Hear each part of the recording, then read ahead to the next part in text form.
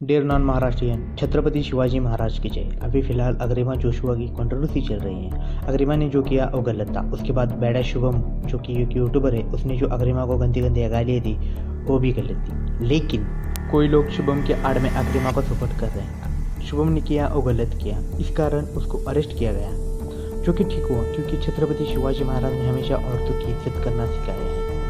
हम ना तो शुभम के सपोर्ट में हैं, ना किसी पॉलिटिकल पार्टी के, और ना किसी है जो औरतों की इज्जत ना करे।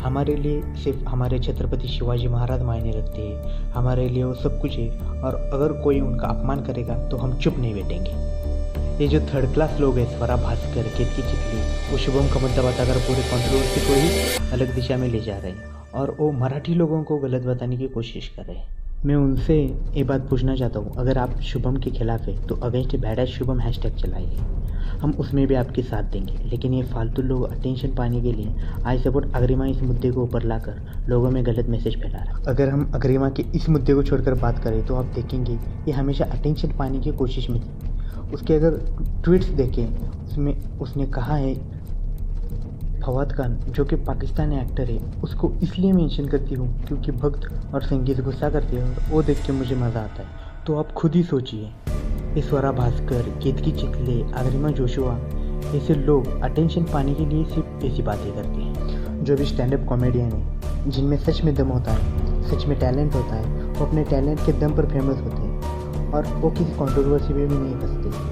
और जिनमें कुछ टैलेंट नहीं है, उनको कॉमेडी भी करने नहीं आती, वो हिंदू धर्म, बीजेपी, शिवसेना, मन से इन पर जोक्स क्रैक करके फेमस होने की कोशिश करते हैं, और कुछ फालतू ऑडियंस उन्हें फेमस भी कर देती है। कुछ लोग कह रहे हैं छत्रपति शिवाजी महाराज के बारे में कहा तो क्या हुआ, इंडिया में स्टैचू से पे और इंसान से भी नहीं। उनसे मैं एक बात कहना चाहता हूँ, अगर आपने इतिहास नहीं पढ़ा तो फिल्में तो देखी होगी। छत्रपति शिवाजी महाराज और उनके साथ पूरे महाराष्ट्र में देश के लिए बलिदान दिया, वो तो देखा होगा। अगर आपने फिल्में भी नहीं देखी तो अपने किसी दोस्त या रिश्तेदार से पूछ लेना। वैसे भी पूरे भारत के लोग महाराष्ट्र में आके रहते हैं, तो किसी न किसी को तो पता ही होगा कि हम मराठी लोगों के लिए छत्रपति शिवाजी महाराज का मायने रखते हैं। हम भगवान से भी ऊपर छत्रपति शिवाजी महाराज को दर्जा देते हैं, और हम अपना सब कुछ कुर्बान करने के लिए भी तैयार है छत्रपति शिवाजी महाराज के लिए।